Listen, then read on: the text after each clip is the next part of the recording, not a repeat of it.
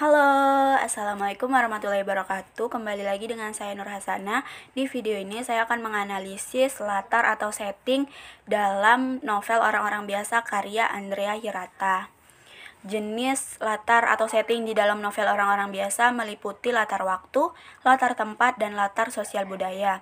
Latar waktu dapat memberikan penjelasan mengenai masa atau zaman terjadinya cerita. Latar tempat dapat menunjukkan lokasi terjadinya cerita dan latar yang digunakan oleh tokoh cerita.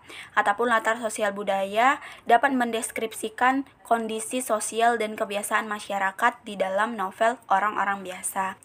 Setiap latar tidak berdiri sendiri, tetapi saling mendukung satu sama lain. Perbedaan latar waktu misalnya dapat memberikan nuansa yang berbeda terhadap tempat yang sama. Latar tempat dapat juga menggambarkan kondisi sosial, tokoh, cerita, dan masyarakat.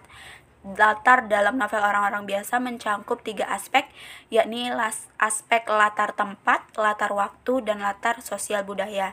Yang pertama yang kita akan kaji yaitu latar tempatnya. Latar tempat yang digunakan adalah Kabupaten Belantik. Kota Belantik juga menjadi tempat terjadinya interaksi antar tokoh dalam cerita.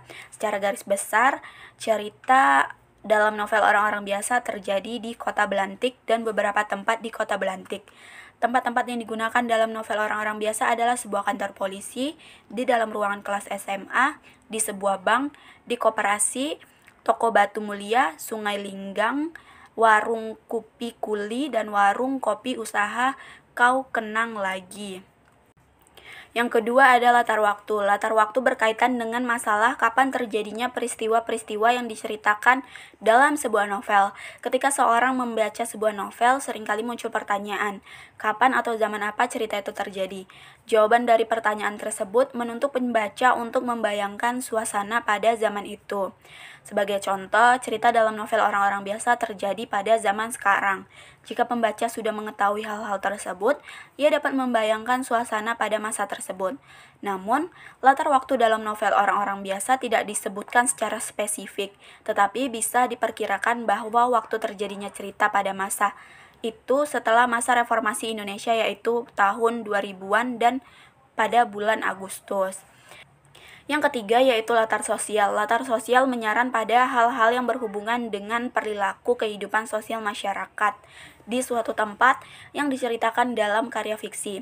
Tata cara kehidupan sosial masyarakat mencakup berbagai masalah dalam adat istiadat, tradisi, keyakinan, pandangan hidup, cara berpikir, dan cara bersikap. Latar sosial juga menyangkut dengan status sosial tokoh yang bersangkutan. Latar sosial novel Orang-Orang Biasa adalah masyarakat Melayu Belitung. Terdapat beberapa percakapan tersebut menggunakan dialek Melayu. Pembaca langsung diperkenalkan pada suasana budaya Melayu. Lingkungan sosial di Belantik masih asri. Pendeskripsian latar sosial atau latar suasana yang begitu jelas dan sangat membantu pembaca dalam memahami dan membayangkan keadaan yang ada pada cerita. Pengarang menggambarkan keadaan toko Belantik yang merupakan kota unik. Latar sosial ini menggambarkan suasana damai, aman, dan naif. Kota Belantik sangat berbeda dengan kota-kota besar di Indonesia. Kota Belantik hampir tidak ada kejahatan. Penduduknya sangat taat pada aturan, hukum, dan respek pada otoritas.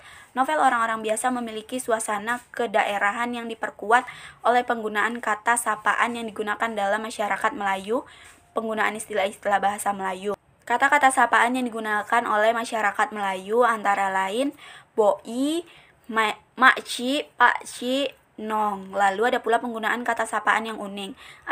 Anak muda sering dipanggil dengan sebutan boi. Nah, boi ini tidak ada hubungannya dengan boy dalam bahasa Inggris, sebab anak perempuan pun sering dipanggil dengan sebutan boi. Kebiasaan masyarakat Melayu yang memanggil anak muda baik perempuan maupun laki-laki dengan sebutan boi tersebut. Sebutan ini sama sekali tidak ada kaitannya dengan panggilan kepada anak laki-laki dalam bahasa Inggris. Nong singkatan untuk menyebut anak muda perempuan, yaitu enong. Pakcik digunakan untuk menyebutkan paman dalam bahasa Melayu, dan makcik digunakan untuk menyebutkan bibi dalam bahasa Melayu. Latar sosial dapat berupa kebiasaan hidup, adat istiadat, tradisi, keyakinan, pandangan hidup, dan cara berpikir, serta cara bersikap. Latar sosial juga menyangkut dengan status sosial tokoh yang bersangkutan. Penduduk di Kota Belantik mempunyai kebiasaan meninggalkan kunci di motor dan suka mengobrol lama di warung kopi. Juga kebiasaan masyarakat Melayu yang masih kental dengan mitos dan tahyul. Nah, itulah tadi analisis saya mengenai latar atau setting yang terdapat dalam novel Orang-orang Biasa. Semoga bermanfaat. Terima kasih telah menyaksikan sampai habis. Sampai jumpa.